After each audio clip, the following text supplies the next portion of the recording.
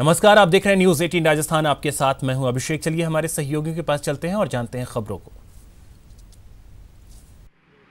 भरतपुर में लोकसभा चुनाव की हलचल तेज हो गई है और मुख्य प्रतिद्वंदी कांग्रेस व भाजपा ने चुनावी रणनीति बनाना शुरू कर दिया है। आज जिला भाजपा की बैठक लोकसभा प्रत्याशी रंजीता कोली के चुनाव कार्यालय पर आयोजित हुई, जिसमें भारी संख्या में भाजपाइयों ने भाग लिया। भाजपा प्रत्याशी रंजीता कोली के चुनाव कार्यालय पर आयोजित हुई बैठक में भाजपा नेताओं व कार्यकर्ताओं ने प्रत्याशी रंजीता कोली के चुनाव प्रचार में कोई कोर कसर बाकी नहीं छोड़ने का निर्णय लिया। बैठक में भाजपा के जिला अध्यक्ष डॉक्टर जितेंद्र फौजदार ने कहा कि प्रधानमंत्री नरेंद्र मोदी के हाथ मजबूत करने के लिए भाजपा प्रत्याशी को भारी मतों से विजयी बनाकर लोकसभा भेजना है। भाजपा की इस बैठक में भाजपा नेता जवाहर सिंह बेड़म के अलावा भरतपुर के सांसद बहादुर सिंह कोली, पूर्व विधायक विजय बंसल सहित कई नेता मौजूद रहे। भाजपा प्रत्याशी अपना नामांकन पर्चा 15 अप्रैल को दाखिल करेंगी। चित्तौड़गढ़ में आज भाजपा के राष्ट्रीय उपाध्यक्ष और प्रदेश प्रभारी अविनाश राय खन्ना ने बंद कमरे में पार्टी पदाधिकारियों से लोकसभा चुनाव की तैयारियों के साथ ही प्रधानमंत्री नरेंद्र मोदी की यात्रा की समीक्षा बैठक लेते हुए जीत का मंत्र दिया। अविनाश राय खन्ना ने एक निजी होटल में पार्टी के प्रमुख पदाधिकारियों व लोकसभा चुनाव से जुड़े संचालन और प्रबंध समिति की बैठक लेते हुए अब तक चुनाव तैयारियों की समीक्षा करने के साथ ही आगामी 21 अप्रैल को चित्तौड़गढ़ में प्रधानमंत्री नरेंद्र मोदी की सभा की तैयारियों की जानकारी ली। उन्होंने इंदिरा गांधी स्टेडियम पहुंचकर व्यवस्थाएं का जायजा लिया और पदाधिकारियों को आवश्यक दिशा निर्देश भी दिए। इस मौके पर उनके साथ पूर्व कैबिनेट मंत्री श्रीचंद कपलानी, जिलाध्यक्ष रतन गांधी सहित जिले के विधायकगण मौजूद थे। इसके पश्चात हुई बैठक में खन्ना ने कहा कि राष्ट्र हित को सर्वोपरि रखने का काम भारतीय जनता पार्टी ने किया है और प्रधानमंत्री नरेंद्र मोदी ने देश की सुरक्षा और विकास को एक नया आयाम दिया है। प्रदेश की 13 लोकसभा सीटों के लिए 115 प्रत्याशी चुनावी समर में अपना भाग्य आजमाएंगे। प्रथम चरण के चुनाव के लिए आज नामांकन पत्र वापस लेने का अंतिम दिन था। 38 प्रत्याशियों ने अपने नाम वापस ले लिए। प्रथम चरण के लिए 29 अप्रैल को मतदान होगा। मतदान का समय सुबह 7 बजे से शाम 6 बजे तक रखा गया है।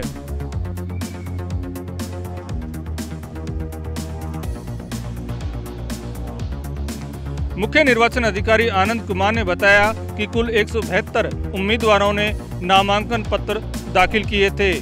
नामांकन पत्रों की जांच पड़ताल के बाद उनमें से 19 नामांकन पत्र अस्वीकार कर दिए गए। राज्य के पहले चरण में 13 लोकसभा सीटों के लिए 28,182 मतदान केंद्र बनाए गए हैं। 2,57,49,014 मतदाता अपने मताधिकार का इस्तेमाल कर सकेंगे। प्रथम चरण के लिए टोंक, सवाई माधोपुर, अजमेर, पाली, जोधपुर, बाड़मेर, जालोर, उदयपुर, बांसवाड़ा, चित्तौड़गढ़, राजसमंद, भीलवाड़ा, कोटा और झालावाड़ 12 लोकसभा सीटों के लिए मतदान होगा। लोकसभा चुनाव को लेकर नामांकन दाखिल करने की प्रक्रिया शुरू होने के साथ ही नागौर लोकसभा क्षेत्र में दोनों ही पार्टियों के चुनाव प्रचार ने जोर पकड़ लिया है। एनडीए के प्रत्याशी हनुमान बेनीवाल दिन रात चुनाव प्रचार में जुटे हुए हैं। हनुमान बेनीवाल का प्रचार सुबह 11 बजे से शुरू होता है और आधी रात तक जारी रहता है। वहीं दूसरी तरफ कांग्रेस की प्रत्याशी ज्योति मिर्धा भी पूरे दमखम के साथ चुनावी मैदान में उतरी है और अपने प्रचार को तेजी से आगे बढ़ा रही है। आज हनुमान बेनीवाल लाडनू के दौरे पर रहे। वहां पर उन्होंने आरएलपी व बीजेपी के पदाधिकारियों के साथ बैठक ली और चुनाव मैदान में प्रचार में जुट जाने की अपील की। इसके साथ ही हनुमान बेनीवाल ने प्रधानमंत्री नरेंद्र मोदी को फिर से प्रधानमंत्री बनाने के लिए नागौर सीट पर एनडीए के प्रत्याशी को जिताने की अपील की है। वहीं ज्योति मिर्धा आज डीडवाना के दौरे पर रही और डीडवाना में पार्टी के कार्यालय का उद्घाटन किया। साथ ही इस दौरान सभा को संबोधित करते हुए उन्होंने कांग्रेस को वोट देने की अपील की और उन्हें सांसद के रूप में चुनकर संसद में भेजने की अपील की। ज्योति मिर्धा ने कहा कि वह संसद पहुंची तो नागौर की जनता की आवाज़ संसद में गूंजेगी और उनकी समस्याओं का समाधान होगा। नामांकन दाखिल करने के आज तीसरे दिन आज एक निर्दलीय प्रत्याशी ने नामांकन दाखिल किया। नागौर लोकसभा सीट से रविंदर सिंह शेखावत ने निर्दलीय प्रत्याशी के रूप में आज तीसरे दिन अपना नामांकन दाखिल किया है। रविंदर सिंह शेखावत भारतीय सेना से सेवानिवृत्त है और जयपुर ग्रामीण के करोड़ी गांव के रहने वाले हैं। उन्होंने यहां निर्दलीय प्रत्याशी के रूप में अपना नामांकन दाखिल किया है। आज नामांकन दाखिल करने का तीसरा दिन था और आगामी 18 तारीख तक नामांकन दाखिल किया जा सकेंगे। कांग्रेस की प्रत्याशी ज्योति मिर्धा 16 अप्रैल को अपना नामांकन दाखिल करेगी। वहीं एनडीए के प्रत्याशी हनुमान बेनीवाल 18 अप्रैल को अपना नामांकन दाखिल करेंगे। अजमेर लोकसभा सीट पर आज का दिन कांग्रेस के लिए रहा अच्छी खबरों के नाम वापसी के आखिरी दिन आज 3 प्रत्याशियों ने कांग्रेस के पक्ष में लिया अपना नामांकन वापस। तो वहीं पार्टी से नाराज चल रहे दिग्गज जाट नेता नाथूराम सिनोदिया की हुई वापसी। अजमेर संसदीय सीट पर नामांकन वापसी के आज आखिरी दिन 3 उम्मीदवारों ने अपना नाम वापस लिया, जिसके बाद अब 7 उम्मीदवार मैदान में बचे हैं। एडीएम आनंदीलाल वैष्णव ने बताया कि अजमेर सीट पर कुल 11 उम्मीदवारों ने अपना नामांकन जमा कराया था, जिसमें से एक का नामांकन पत्रों की जांच के दौरान ही खारिज हो गया और आज 3 ने अपना नाम वापस ले लिया। नाम वापस लेने वालों में पप्पू कुरैशी, सरवर खान और कयूम खान शामिल हैं। अजमेर सीट पर अब कुल 7 उम्मीदवार मैदान में बचे हैं, जिनके बीच मुकाबला होना है। जानकारी के मुताबिक तीनों ही उम्मीदवारों ने कांग्रेस प्रत्याशी रिजू झुनझुनवाला के समर्थन में नाम वापस लिया है, जिसके बाद कांग्रेसियों ने उनका माला पहनाकर स्वागत किया। वहीं आज दूदू में कांग्रेस प्रत्याशी रिजू झुनझुनवाला के समर्थन में आयोजित सभा में सीएम अशोक गहलोत और डिप्टी सीएम सचिन पायलट ने दिग्गज जाट नेता नाथूराम सिनोदिया को माला पहनाकर वापस पार्टी में शामिल किया। सिनोदिया विधानसभा चुनाव में टिकट नहीं मिलने से नाराज होकर निर्दलीय चुनाव लड़े थे। सिनोदिया के वापस से पार्टी में शामिल से कांग्रेस को बड़ी राहत मिली है और ताकत दी।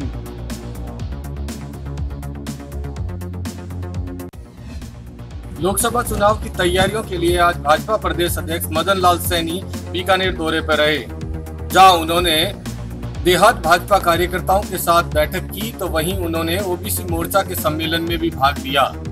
लोकसभा चुनाव के मद्देनजर भाजपा प्रदेश अध्यक्ष मदन लाल सैनी ने आज बीकानेर में प्रेस वार्ता करते हुए कहा कि लोकसभा चुनाव में भाजपा सभी 25 सीटों पर विजय प्राप्त करेगी। उन्होंने कहा कि प्रधानमंत्री मोदी के कारण देश को दुनिया में सम्मान मिला है और प्रतिष्ठा बढ़ी है।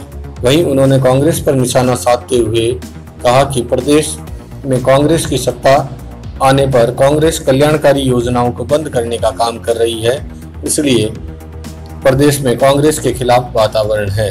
सैनी ने आज देहात भाजपा और ओबीसी मोर्चा की बैठकों में भी भाग लिया। इस अवसर पर उन्होंने कहा कि वे बूथ लेवल तक व्यवस्थाओं को सुनिश्चित करते हुए जिम्मेदारी के साथ एक बार फिर नरेंद्र मोदी को प्रधानमंत्री बनाने के लिए कार्य करें।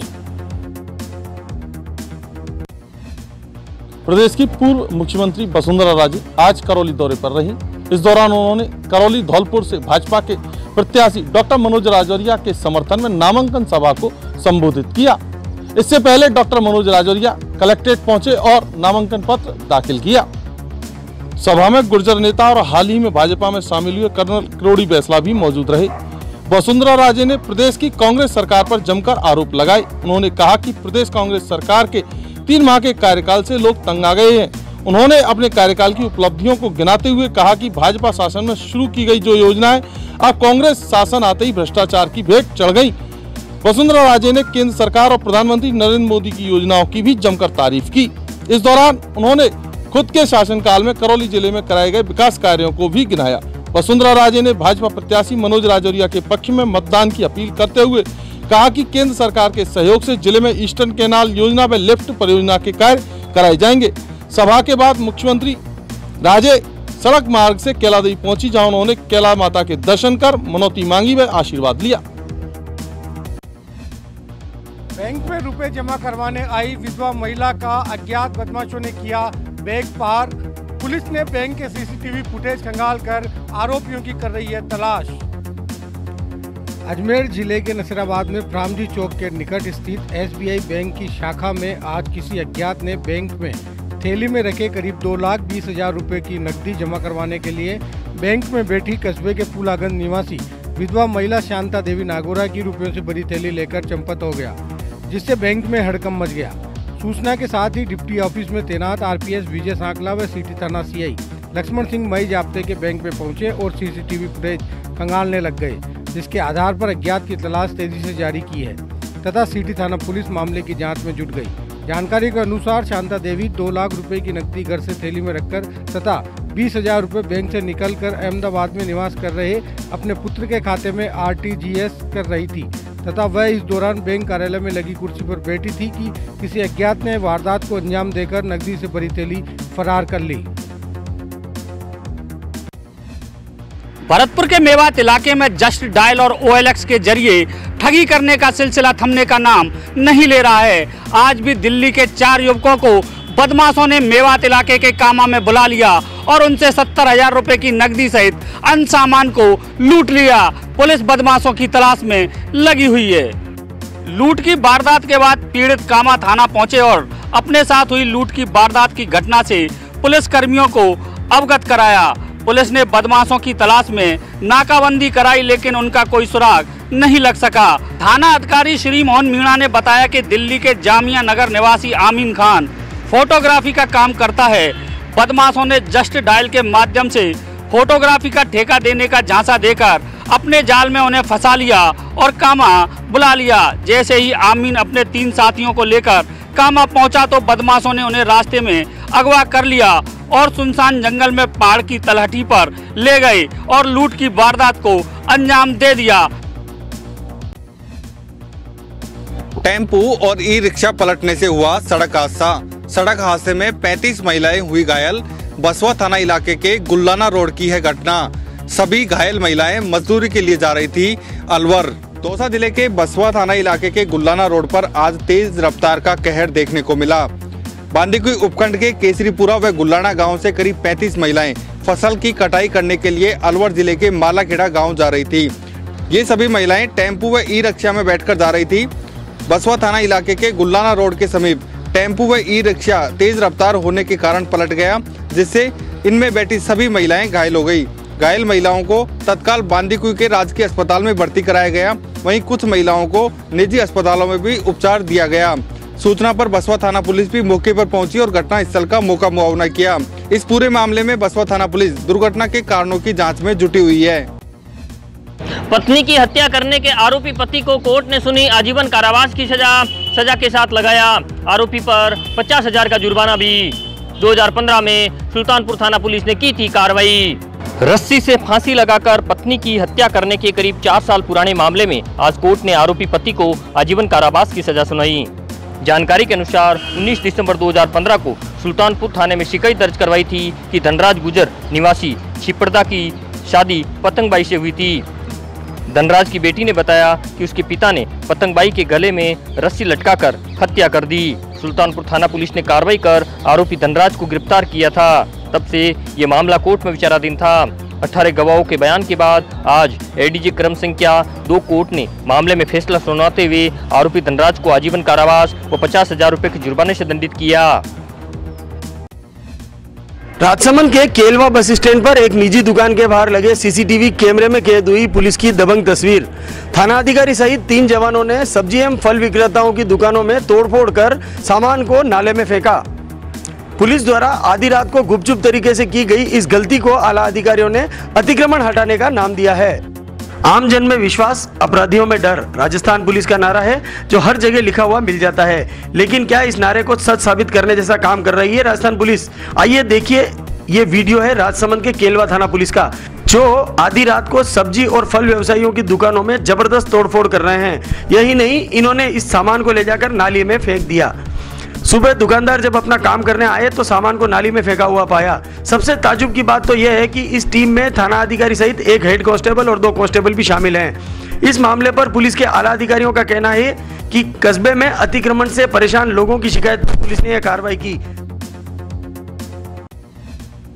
रणथंभौर की लाइटिंग बागिन मुकुंदरा को करेगी अपने कुनबे से आबाद व गुलजार। वन विभाग ने आज रणथंभौर की टी80 बागिन को मुकुंदरा में किया शिफ्ट। MT3 बाघ के साथ बागिन का बनेगा जोड़ा। वन विभाग ने बागिन का किया नामकरण, कहलाएगी MT4 बागिन। प्रदेश के तीसरे मुकुंदरा हिल्स टाइगर रिजर्व में आज वन विभाग ने बाघों के कुनबे में इजाफा करते हुए सवाई माधोपुर के रणथंभौर टाइगर रिजर्व से एक बागिन को शिफ्ट किया, जिसे मुकुंदरा की दरा रेंज में बने 28 हेक्टेयर के एनक्लोजर में छोड़ा गया। मुकुंदरा में शिफ्ट की गई बागिन रणथंभौर की T83 बागिन है, जिसे यहां शिफ्ट करने पर बागिन को वन विभाग ने मुकुंदरा का टैग देते हुए उसका नामकरण MT4 नाम दिया। बागिन करीब 10 दिन तक 28 हेक्टेयर के एनक्लोजर में मॉनिटरिंग के लिए रखी गई है। इसके बाद उसे दरा रेंज के 8000 हेक्टेयर में फैले एनक्लोजर में छोड़ा जाएगा।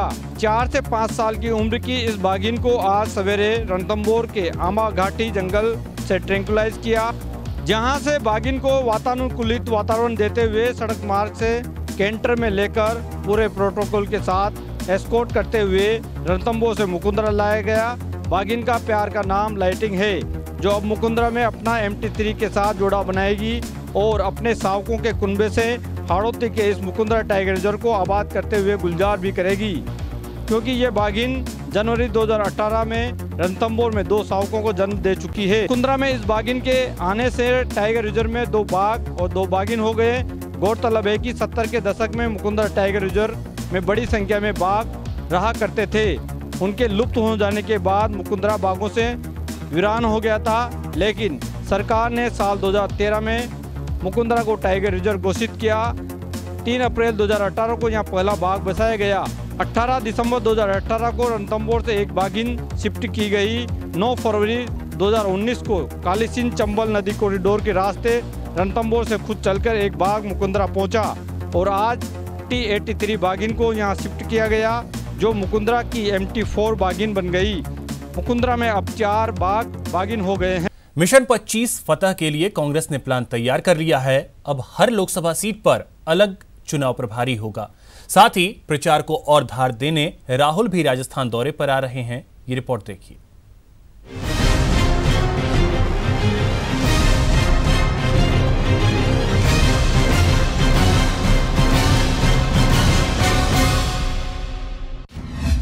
मिशन 25 के लिए राहुल फॉर्मूला। कांग्रेस ने बदली अपनी रणनीति। अब हर सीट पर अलग चुनाव प्रभारी। अगले हफ्ते राजस्थान के रण में उतरेंगे राहुल। मिशन फिक्स है और निशाना टारगेट पर। कांग्रेस 25 सीटों पर जीत के लिए रणनीति तय करने में जुटी है। अब समय भी कम है, ऐसे में चुनाव फतह के लिए कांग्रेस ने अपनी रणनीति में बदलाव किया है। कांग्रेस ने बनाई प्रत्येक लोकसभा की रणनीति। 25 लोकसभा के लिए बनाए गए चुनाव प्रभारी। मंत्रियों और वरिष्ठ नेताओं को स्पेशल टास्क। टोंक सवाई माधोपुर के राजेंद्र चौधरी और अशोक बैरवा चुनाव प्रभारी। अजमेर में डॉक्टर रघु शर्मा को स्पेशल जिम्मेदारी। बाड़मेर जैसलमेर में हरीश चौधरी और आमीन खान संभालेंगे मोर्चा। पाली से डॉक्टर चंद्रभान और संयम लोढ़ा की जिम्मेदारी। जोधपुर में बीडी कल्ला और साले मोहम्मद संभालेंगे जिम्मेदारी। 25 लोकसभा जो हमारी कॉन्स्टिट्यूंसीज हैं राजस्थान की, उसके सफल एवं प्रभावी संचालन के लिए एवं वहां के स्थानिक सभी लोगों को साथ लेकर उसे सफलतापूर्वक संचालन एवं चुनावी प्रक्रिया को आगे बढ़ाने के लिए अखिल भारतीय कांग्रेस कमेटी द्वारा आज 25 लोकसभा क्षेत्रों के लिए पार्टी ने वहां के इंचार्ज और वहां के जो वरिष्ठ नेतागण हैं उनको उसकी जिम्मेदारी दी गई है। राजस्थान में होगा राहुल शो। 2 दिन में करेंगे 8 चुनावी सभा। राजस्थान के रण में राहुल भी धुआंधार प्रचार करेंगे। राहुल का प्लान तैयार है और अगले हफ्ते राजस्थान दौरे पर राहुल गांधी आ सकते हैं। राहुल गांधी राजस्थान में करेंगे 8 चुनावी रैलियां। 2 दिन राजस्थान में प्रचार करेंगे राहुल गांधी। पहले चरण के लिए 4 चुनावी सभाएं करेंगे राहुल। दूसरे चरण के लिए भी 4 सभाओं को राहुल गांधी करेंगे संबोधित। राजस्थान में राहुल जी आने वाले इस लोकसभा चुनाव में 8 सभाओं को संबोधित करेंगे। उससे संबंधित तिथियां फर्स्ट फेज के लिए 2 दिन वो राजस्थान में आएंगे। राजस्थान में जिन चुनावी क्षेत्रों में उनका दौरा होगा उसकी घोषणा परसों या कल शाम तक के बता दी जाएगी। ये तय है कि राहुल गांधी की सभा अगले हफ्ते होगी, लेकिन अभी डेट और वेन्यू फाइनल नहीं हुए हैं। दिल्ली से न्यूज़ 18 के लिए अभिषेक काड़ा की रिपोर्ट।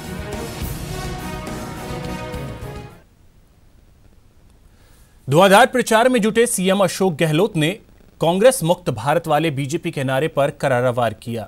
गहलोत बोले कि हमें मिटाने का सपना देखने वाले खुद मिट जाएंगे।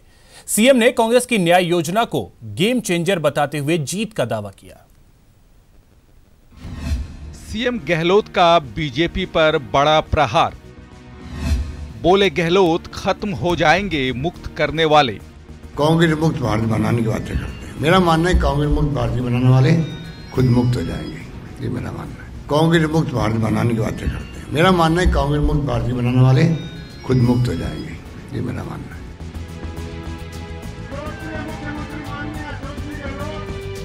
महासमर की बढ़ती गर्मी मरूधरा में भी देखने को मिल रही है। कांग्रेस के मिशन 25 पर श्री गंगानगर पहुंचे सीएम अशोक गहलोत ने बीजेपी पर अब तक का सबसे बड़ा हमला बोला। सीएम बोले कि कांग्रेस मुक्त देश का सपना देखने वाले खुद मुक्त हो जाएंगे।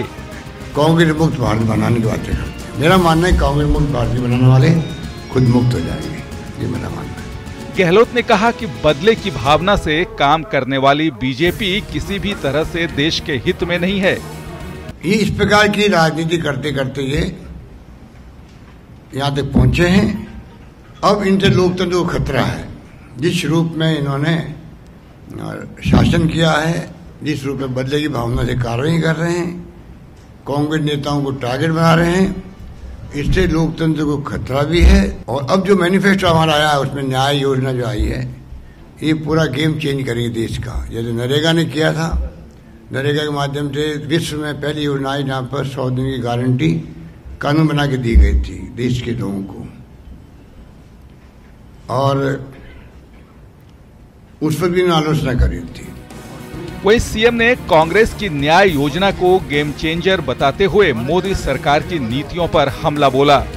न्याय योजना आई है, कहाँ तो 6,000 देंगे, प्रति 2-2 की किस्तें दे रहे हैं एक साल में, और हमारे मैनिफेस्टो में लिखा गया 6,000 प्रति माह देंगे। 6,000 प्रति माह और 6,000 की 3 किस्तें 2-2 की एक साल में। श्री गंगानगर में कांग्रेस उम्मीदवार के समर्थन में जनसभा करते हुए सीएम गहलोत और डिप्टी सीएम सचिन पायलट ने कांग्रेस की जीत का दावा किया। भट्ट मेघवाल जी, जिसको आप सबकी भावनाओं को देखते हुए आप लोग सब उनको अपना आशीर्वाद देंगे, उनको सहयोग करेंगे, समर्थन देंगे, उनके प्रति विश्वास रखेंगे। सभा को संबोधित करते हुए सचिन पायलट बोले कि मोदी सरकार ने 5 साल में सिर्फ योजनाएं बनाई हैं, उस पर अमल कभी नहीं किया। हमारे नौजवान साथियों से कहना चाहता हूं कि कांग्रेस देश का भविष्य सुरक्षित करने के लिए चुनाव लड़ रही है। 5 साल से मोदी साहब की सरकार रही, हर क्षेत्र में हर वर्ग को धोखा दिया गया, जुमले दिए गए, झूठे वादे किए गए, और किसी भी वादे पर बीजेपी की सरकार खरी नहीं उतरी। Stand up India, digital India, make in India, स्वच्छ इंडिया, इतने नारे दिए, लेकिन धरातल पर कोई कार्रवाई नहीं हुई। आपको बता दें कि राजस्थान के पहले चरण के चुनाव को लेकर कांग्रेस का चुनावी अभियान जारी है। बीजेपी अपने उम्मीदवारों के नाम तय करने में उलझी है। वहीं कांग्रेस सीएम गहलोत की अगुवाई में जोर शोर से मिशन 25 में जुटी है। श्री गंगानगर से अशोक शर्मा, न्यूज 18 राजस्थान।